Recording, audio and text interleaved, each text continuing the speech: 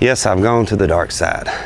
I got me a saddle here and probably going to use it this year. I'm going to use my hang-on stand some this year as well, but I'll be using this guy some. But that's not what I'm here to talk about today. We're getting ready for deer season. I'm going to kick it off in Nebraska here soon and then head up to North Dakota to meet up with Garrett Prawl, DIY Sportsman. He and I hunted together last year in North Dakota.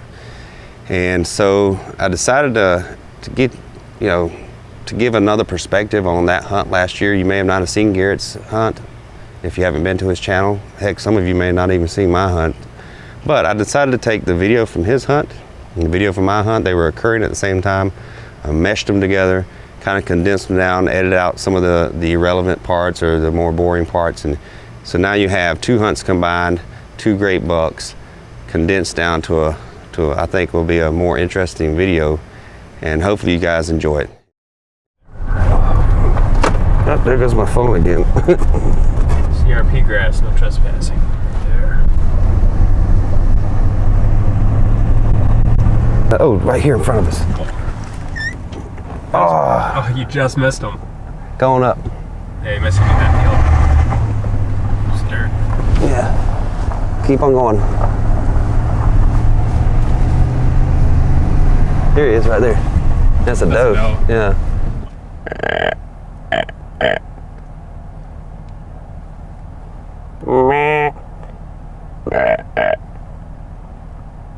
People must feed them from their vehicles. This deer's walking right up to us.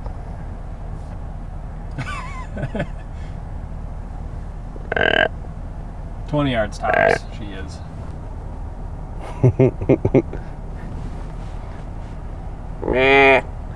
Alright, we can roll. This deer's acting like it's tame almost.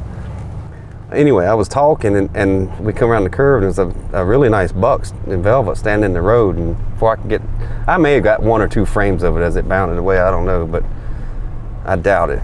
Anyway, I'll quit blabbering and we're gonna start seeing what we can find out here. Oh, right there, stop. All right, get in focus, get in focus. Get in focus, camera. Those are all unfortunately unposted private. And they just, I suck as a cameraman. That's because you're trying to talk into the camera at the same time you're... Yeah. All right, no more talking. We're going to find some deer and get them on video. The good buck we saw was on public. Those are on private. There's another deer right there.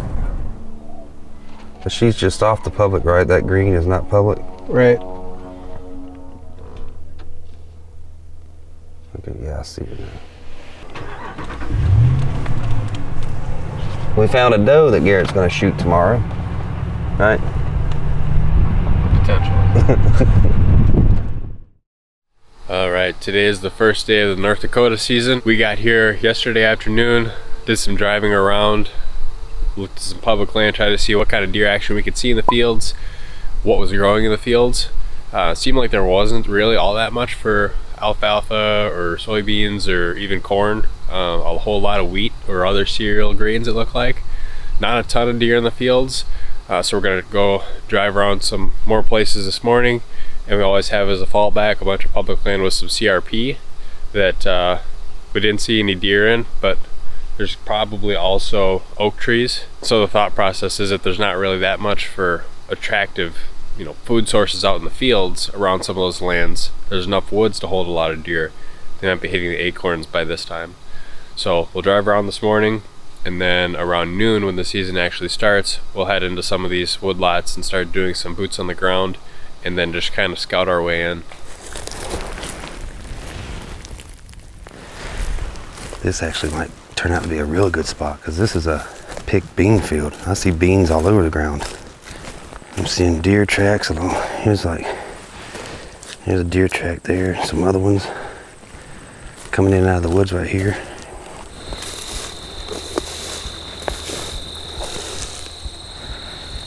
Yeah, another deer trail coming right through here.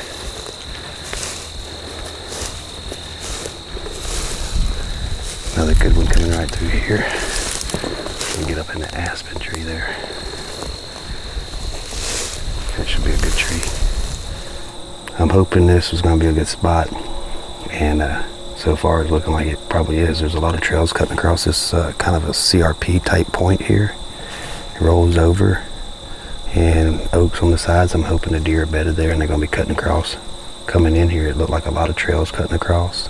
A lot of them right near this little island of trees that I managed to get into. One of them is all snaggly and it was tough, but I thought this would be the best or the most advantageous spot to sit. Trails kind of converge here. I can shoot to those woods. I can almost shoot to those. I'm about 20 yards shy of shooting to the edge of the woods, so if they come out here a little bit, I'll get a shot. But while I was hanging a stand, small buck cut across the CRP behind me, went up to the edge of the woods. I got a little bit of footage of him before I had to get back to finishing getting set up.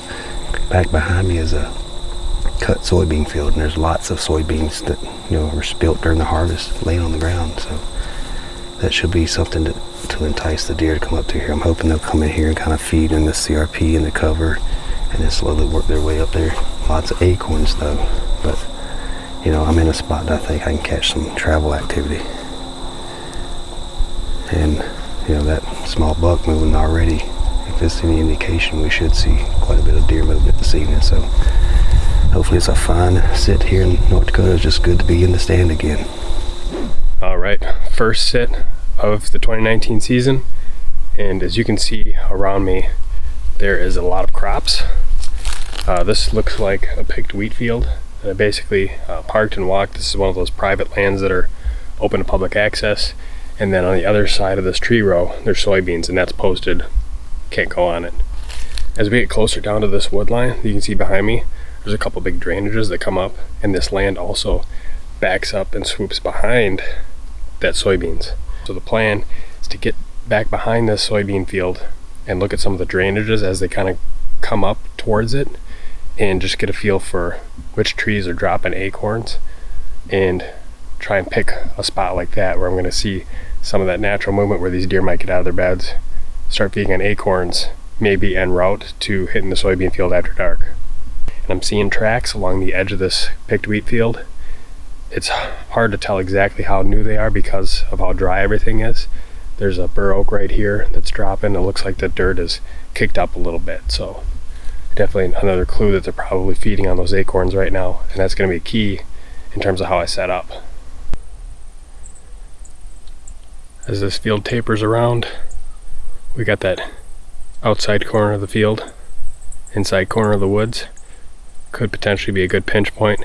Looks like there may even be some oaks right there, and a little mini kind of ravine maybe leading up to the field in that low spot. So I'll try to work my way that direction.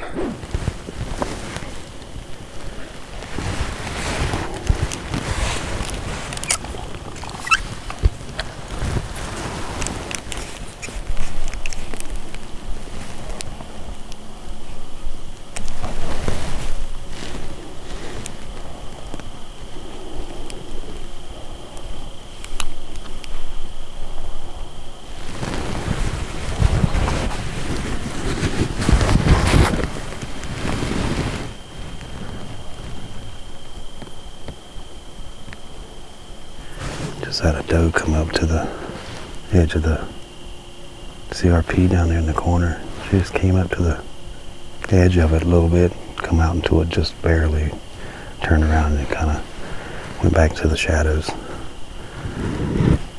She just seems to be kind of milling around. It's good. Seeing some deer activity now. It's 6:55, so we got just under 2 hours left of legal light.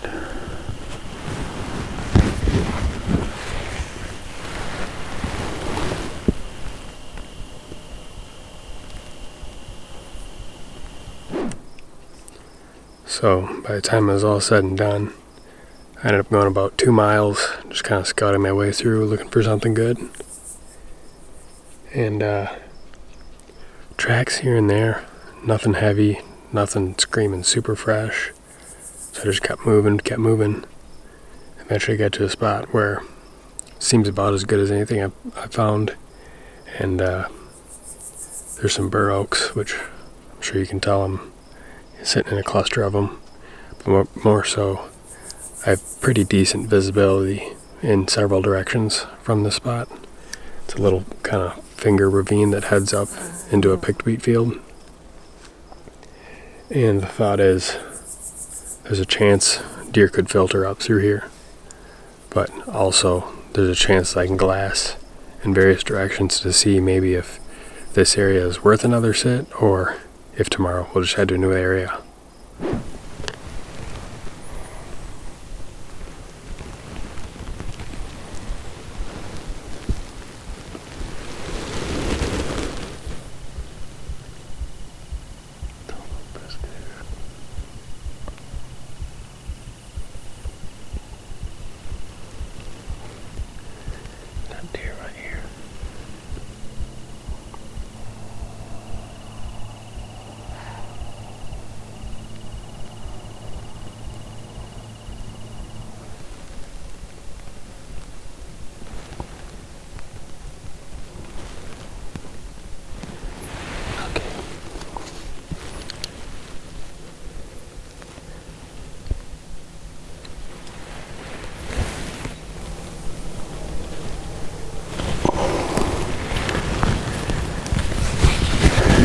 Like the other two got smart and just walked over to where the other one was blowing. Well, I can't complain. Seems to be a pretty good spot as far as seeing deer. And those three would have come right by my stand had they not busted me. This tree is crooked, so I can't really sit down because the back of the tree curves over. But I sat down to rest my legs. And I guess I just stood up a little too quick, and I looked over my shoulder, and there was 3 does coming straight for me. The lead doe saw me, and she blew and ran off and stopped and blew, and the other 2 does didn't know what was going on. They finally just turned and followed where she went, just walked off. I wouldn't have shot any of them, but I would have rather them come through without busting me. So we still got an hour of hunting light left, a little over an hour. So we've seen 1, 2, 3, 4, 5 deer so far. That's good.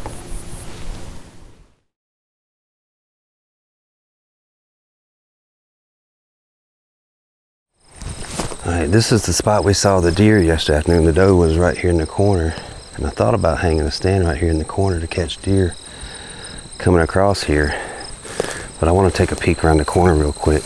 I'm going to stay away from the edge of the woods just so I don't leave scent right there. I'm already seeing deer tracks all out in this field. There seems to be clover and other stuff growing out here that deer are going to love to eat. Okay, I picked a tree right here in this little cove of this field, and you know, typically I wouldn't want to hunt right here because it's a little edge of a field near a road, but here's the thing about it, that road hardly ever gets used from what we can tell, so the deer probably don't get interrupted much. These woods are so thick you can't even hunt them, because if you get a deer close to, within 15 yards, so many sticks, you can't get a shot. But probably about 20 yards that way, it drops straight down to a creek or something down there, or a little small river. Anyway, I'm hoping that helps kind of funnel the deer right along the field edge here as they travel on top. I'm sure some of them probably go through the woods, but I can see a deer trail coming out right here on this edge on the corner. So deer are using it. To what degree, I don't know, but I got a small little bur oak here. I think I got enough openings up there that I can get my stand and have opportunities to shoot across the field here. That's like 35 yards to the other side of this little cove, so I can shoot this whole stretch. We saw 2 deer here Thursday afternoon, a buck and a doe, and then right past this woods over here to my right, on the private, we saw about 6 or 8. So there's plenty of deer right here. So I'm gonna go ahead and get my stand hung, and we'll get started hunting. Just had about 12 side-by-sides fly past as I was getting ready. Looks like some of these far off fields are definitely getting picked, but I don't think this place that I'm about to go into has been touched. I'd be surprised if it was. And so there's a little CRP field back there with some hidden corners, and it drops off quickly behind it with a bunch of little fingered ravines and stuff. So my plan is to basically get back in there, start walking that edge line because it's pretty thick in the woods, and see what I see for sign. If it looks promising, I'll go ahead and set up on kind of the first good corner right where we have a kind of a fingered draw coming up into that corner. And if it doesn't look super great, then I'll just work my way down and just look for that high sign.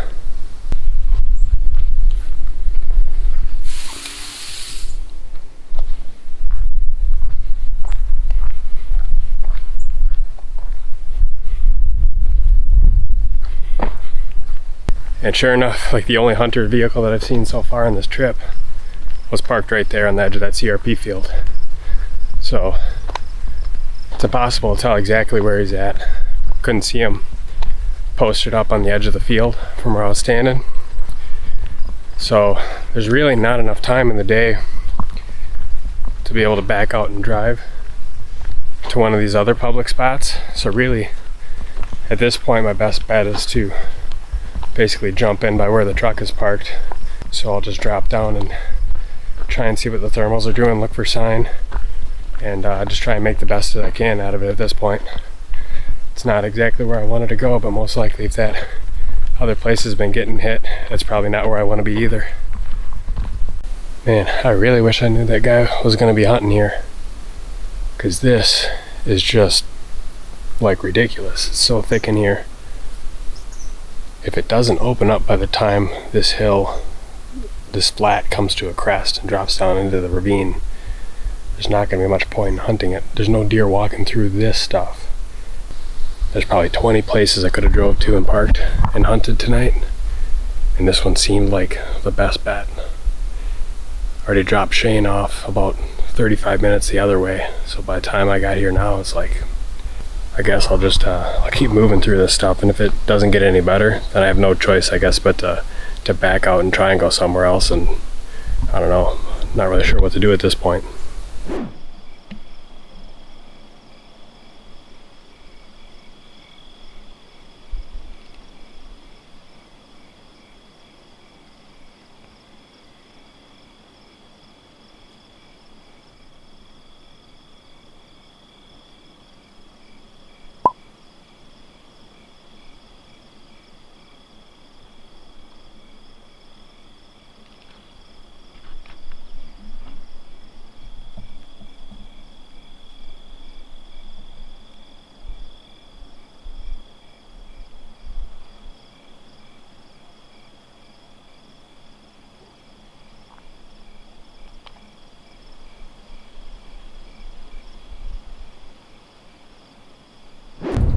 I tried bushwhacking through that stuff, and there's just no way. I was fighting so hard to get through it. It must have gotten burned or clear cut or something a while back, because it is just thick, and I could not see an area looking ahead where it looked like it started to open up at all. And the deer didn't have trails cut through it either, so as much time as I wasted there, I still felt like it wasn't worth wasting a hunt there, basically. So now I'm back on the road again. There's another place that is maybe 5 miles away, and we're already running low on time.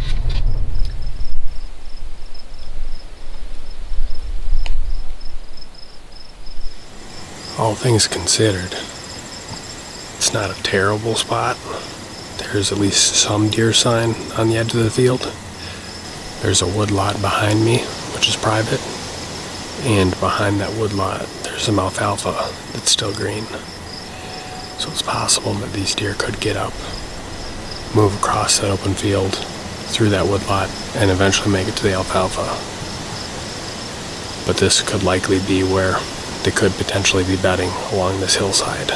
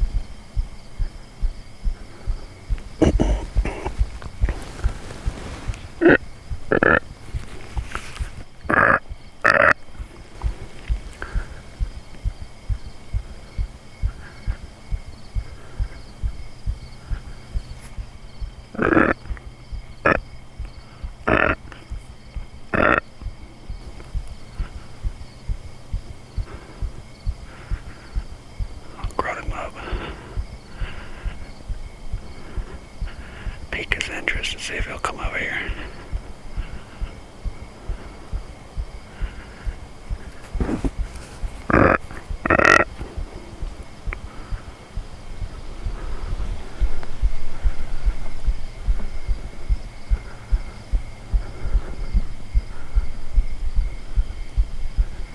He's coming this way.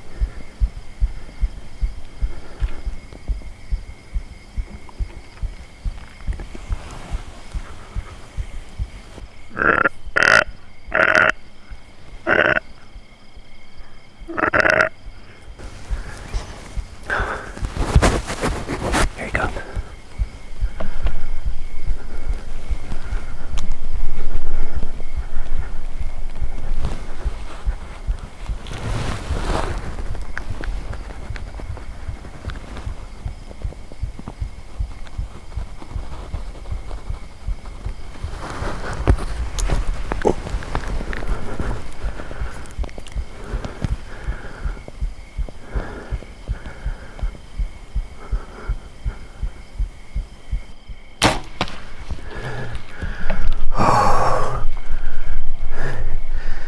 I don't think he's gonna make it out of the field.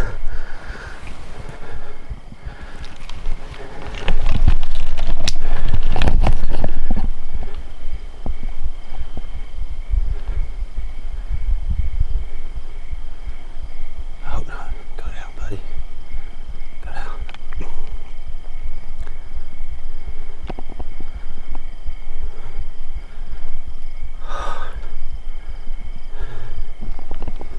Oh, he's back up.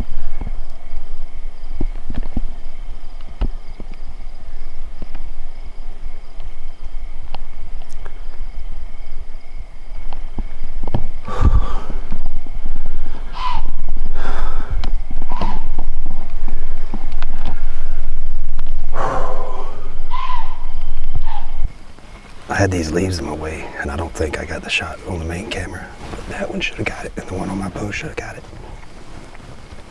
It went in right behind the leg, maybe 2 or 3 inches back. Should have caught both lungs. He had trouble getting out of the field. He laid down, actually, and then he got back up and just walked into the woods. There's no doubt that's a lethal hit. This is what's so cool.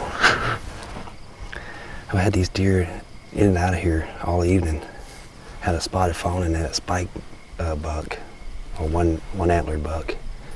Well, they left after feeding a while. Had a doe and a yearling come out, and then the spotted fawn and another fawn came out that was already shedding his summer coat. I'm figuring it was 2 different deer.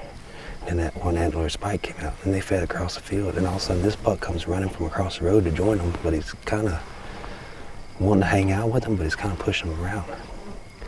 They were all leaving, and I grunted real softly, and he got his attention. He started coming this way, and he looked and didn't hear any more grunting, and the other deer were leaving, so he trotted off to catch him. And right when he was getting into the woods, I grunted real loudly, and I thought it was over with. Well, he turned around and come running back across the field, and I went to draw, and he had stopped behind some this limb here where I couldn't shoot him, so I had to stop mid-draw. He was looking, he started walking, I finished drawing, and he stopped out there. I'm guessing he was right around 30 yards. I put my 30-yard pin low on him. Looks like he dropped into the shot some. So it hit a little higher than it should have, but or where I was aiming, but not by much. Gosh, that's awesome. I'm about to get down from the stand, and Shane texted that he shot that buck that we saw on the side of the road that first night we were driving around glassing. So I'm gonna get all my stuff put together, and we'll go help track and drag his buck. Pretty exciting. I saw 10 deer total throughout the evening, so definitely a good spot. And 3 longbeards. He come from across the road. He must have saw those other deer in the field. He come running to join them. So then they were kind of working my way at first, I thought. I had a 35-yard shot through a hole, like this way, back down the field. Yeah. And as soon as I was getting in position, he stepped where I couldn't shoot him. I was like, Well, I was like, you know what? I left my grunt call at home, forgot to bring it. And I was like, remember I told you, I said I have a lot of success in the early season with grunting? Yep. Grunt to him a few times, every time he'd look away, I'd grunt, and he'd look back this way. He started walking my way. Just natural voice grunt? Yeah. So he started walking my way, and then the other deer, you know, that happy summer bound, kind of the little small deer started to go join that one antler buck. Well, he looked and saw it, and he went bounding all happily towards him. And I'm like, oh man, I lost my opportunity and again. And right when he was going in the woods, I grunted as loud as I could twice. And he bounded in the woods and turned around right back and come running across the field. And he stopped at 30 yards and took my time, and I put what I think was a pretty good shot, but we'll see. You know, he went down in the field, and then he got up. He was real wobbly. You could see the blood pouring out of the exit one side. I'd say last rib, like right here, exit. Entry was probably like right there, just a few inches back behind the leg. I'm pretty sure it got one lung, maybe the back of the other one, and maybe nicked the liver. We'll look at the blood and see if there's any dark blood. The blood on the arrow looks good, so he may be laying dead just inside the woods there. At this point, he almost looks like he's directly broadside, if not anything quartering away. And let's see what happens when you shoot. Still hasn't moved yet. Now he starts. I think the arrow's going in him now. Yeah, it looks like it hits right behind the shoulder. Perfect. Yeah, I think you got probably at least one lung in the liver, and probably the back of that second lung would be my guess. Yeah. See where he went in the woods, I saw the dark spot. It's almost, Right before the last rib, or right around there, kind of low. That's the side it came out again, right? Yeah, right so side. it may have got a good one lung, the back of the other one, and liver at the same time. This is what they were feeding on, all these little blooms. They were think just that's out like here. alfalfa? They were tearing it up. I mean, it wasn't like they were out here just nibbling going across the field. They were out here like cattle grazing. And that's all. You can see the tops of them nipped off. All these tops.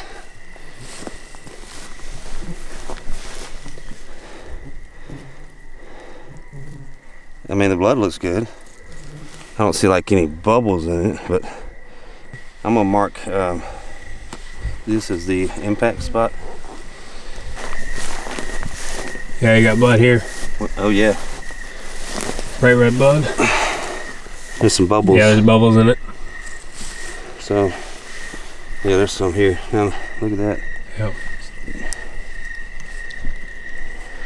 Mark it with some paper. Yep. Yeah, I got blood up here.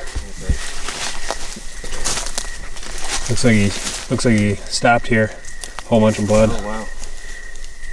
What's that in the blood, or is that just? That's not like food. Oh, there's a bunch to your left. Look right here. Yeah, I saw that. Yeah, you got some. There's some matter in that. Coughed it up, maybe. I'd hate to push him, but at the same time, It's warm. two lungs and liver. It's a pretty lethal shot. Yeah, sometimes the liver can take 6 hours. It looks like he took. Right up through here. You see blood up there? Yeah, Oh, yeah, I see it. It looks like he may have bedded down right here. He laid down. There's the entry side bleeding. There's the exit. See how much darker that is than that? Mm-hmm. Tracking experience right now is telling me to back out. I know it's a difficult decision, but especially for me. But we come up on a bed right now, and if someone I was tracking for told me they came up on the bed and they continued tracking, I'd be calling them, well, I wouldn't call them stupid. I'd say it was a stupid move, and it'd be a stupid move for us to continue tracking. I think we definitely got lung. You can see where it bedded right here on the ground. It's got liver blood off one side. Doesn't mean it didn't get the lung on the other side, the back of it. And you can see the what looks like really high oxygenated blood coming out the other side. And then you got a little spot where it coughed up blood. So he's bleeding out both sides good, and he's coughing up blood. You agree? Yeah, Go back to camp. I think we should back off for a little bit. I don't want to give him the whole night because the coyotes are. Yeah, pretty bad out here. I mean, I could hear him howling earlier that way. Who knows, a coyote come in here and jumped him up, not us. A liver shot, you need to give it at least 6 hours. It's been, typically 4 to 6 hours, depending on what else was hit. I'm confident that if he's not dead now, he's going to be very soon. So we go back to camp and give it at least 2 hours, and then by the time we get back out here, we'll be pushing that 5 hour frame, and so he should be done by then. All right, everyone. It's morning time, as you can see, and I'll give a little brief explanation why. Yesterday we came back after waiting a little bit to track this deer. We found the wound beds and stuff, so we backed out. We came back later and continued to track it, and this was several hours later, and we actually saw the deer, and he was still alive, but he was very weak. So we went back to camp and got some sleep, and we figured the deer is going to be dead because he could barely. He was on his last leg for sure. Yeah, could barely even move. But being it was night, we couldn't dispatch him. So I mean, it was hard to see an animal like that, but nothing we could do about it legally. So we're going to walk in here, and hopefully he's laying right where we left him.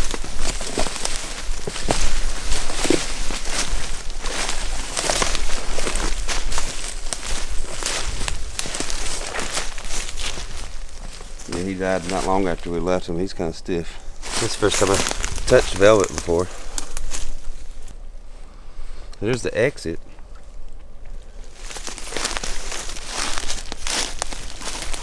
Let's see where the entrance was at.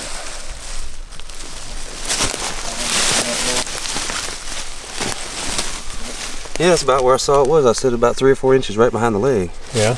I think this is the buck that Garrett and I saw the Thursday afternoon. Looks very similar. If it's not the same one, it's very close.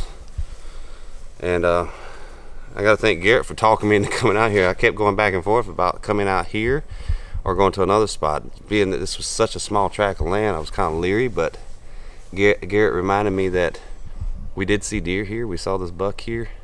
It's a small tract. It might be overlooked. It's worth a shot. Somebody's got to hunt it before we leave here in North Dakota. So that was me yesterday, and I guess I'm very fortunate this buck gave me an opportunity. Pretty good trip so far, I guess. Now we got to get Garrett on the deer. I'm gonna hop in the stand, or another stand next to Garrett. He's gonna be in the saddle and try to film him shoot one, hopefully before the weekend's out. Very thrilled here in North Dakota. Got me a nice velvet buck, my first velvet buck, and a pretty good one at that, I think.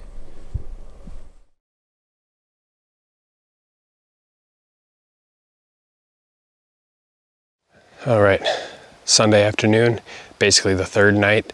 We spent most of this morning taking care of Shane's deer, and so now we're going out here to basically pick out a new spot. It was either hunt the spot that Shane hunted the first day and saw some deer, or go into this new area. New area looks promising on the map.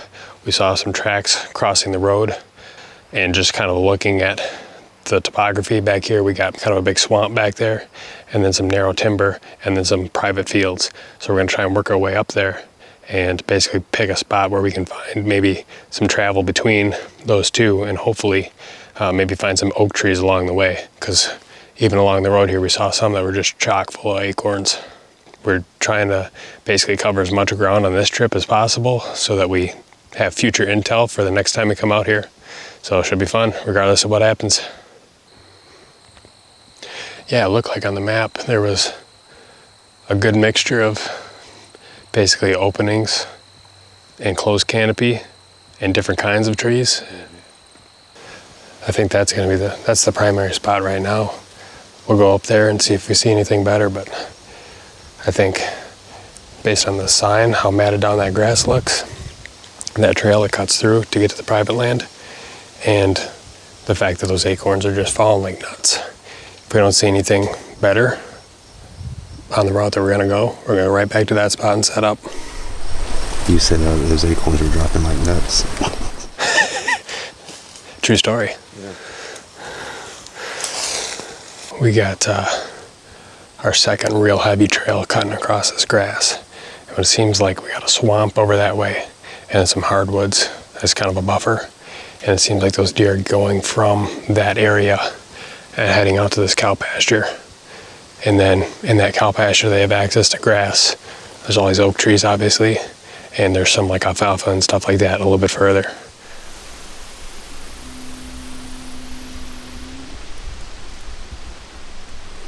Obviously a lot more deer. There's another rub up there.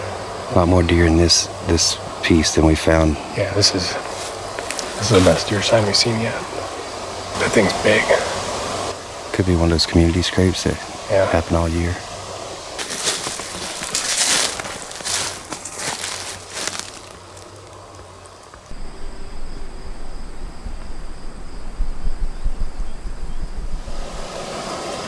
old saddle hunter forgot to tie his bow on. I just gotta climb back down to pull it up. Hang on, stand, guys. Are you in this tree and waiting? Ready to go. He tried to get too quick to beat me up the tree. That's why he forgot to tie his bow on.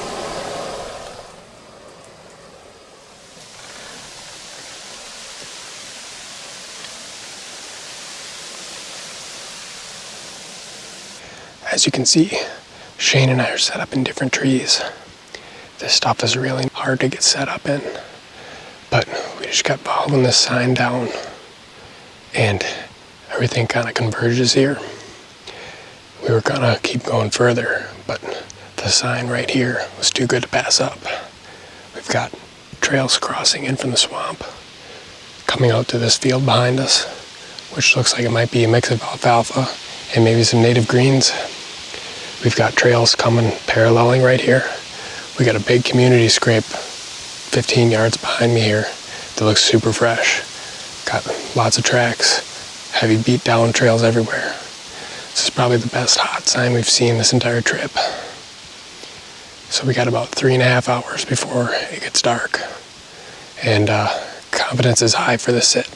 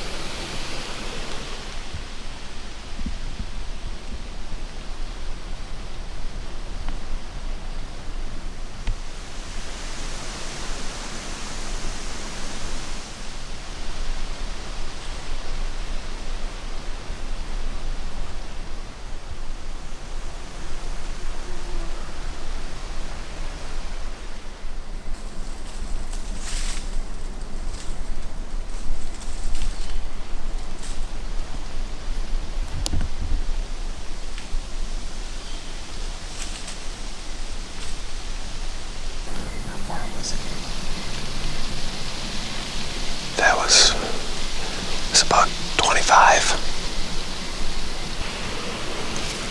Yeah, there's 2 more deer back there. There's like a fawn running around and like a doe standing behind her.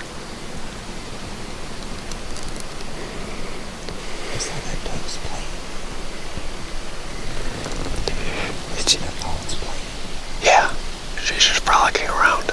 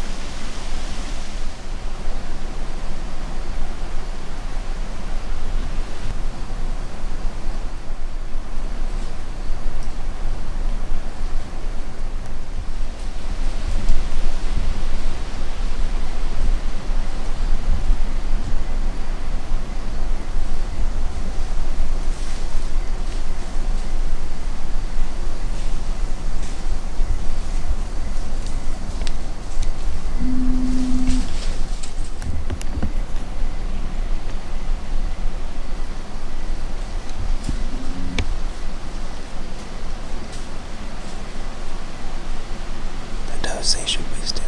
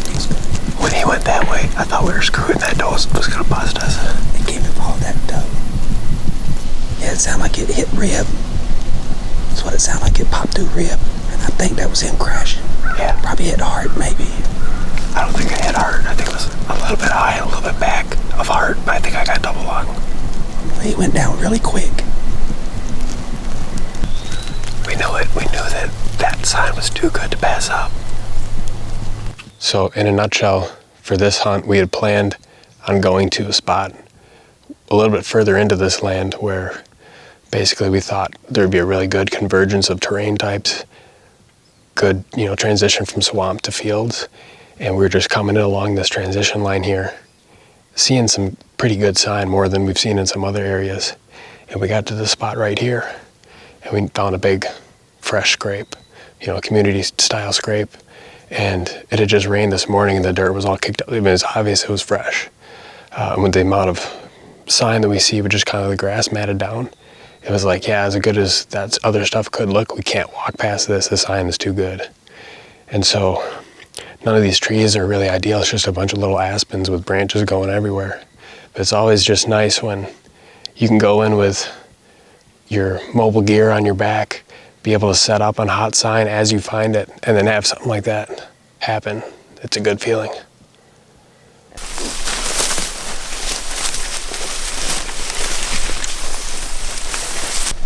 Well, they were nibbling on they were putting their heads underneath, and maybe they were grabbing grass down below here. How deep that sucker buried.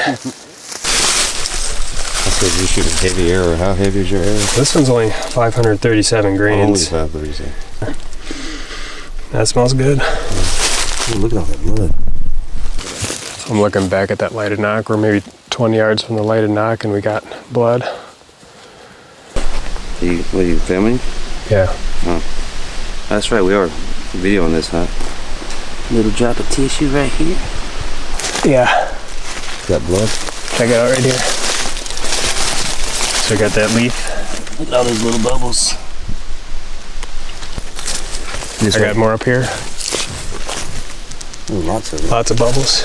Yeah, that's good long blood. It's up here. Oh yeah, it's starting to. Oh, look at it. Oh, very good.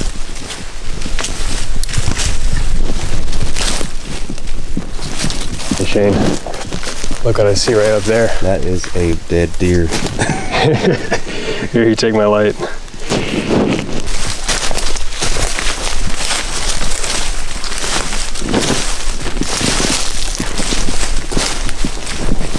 He's dead. Could not have asked for a better hunt on my birthday this year. And the way that this thing all came together, looking at the maps, figuring out, okay, there's some public nearby, where might those deer be coming from, piecing together a game plan, getting in here, having a spot in mind that we wanted to get to, but then stopping and saying, hey, there's a big community scrape here, this place is littered with sign, we can't pass this up, we got to set up right here. And then sure enough, those deer did exactly what we thought they were going to do. They came in to start staging, we're assuming, and just kind of milling around in that area before hitting that scrape and then heading out over to those private fields. So probably have to buy another cooler because Shane's buck already filled up our cooler, so we'll have to figure that out. Really the first time that we've been able to do this kind of an early season hunt, because normally our seasons in Minnesota and Wisconsin don't start until mid-September. So being able to get out here for this early, velvet hunt, obviously, just an absolute great way to kick off the season.